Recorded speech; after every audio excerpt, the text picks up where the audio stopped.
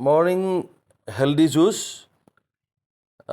ইয়াত আছে আমলখি আছে, তাৰপিছত পদিনা আছে, ডালিম এটা আছে, এটা তিয়হ আছে, এটা নৰসিংহ পাত আছে, হালধি এক পিচ, ডাঙৰ এক পিচ আছে হালধি, তাৰপিছত ইয়াত আছে আদা এক পিচ আছে, তাৰপিছত ইয়াত মই অকণমান ডালচেনি এক টুকুৰা দিম, এইটো মোৰ ফালৰ পৰা।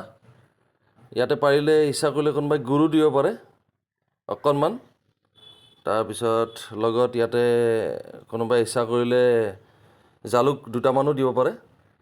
কেঁচা নহৰু দিছিলোঁ যোৱাকালি, গমেই নাপালে খালে, এইটো গুচি গ'ল।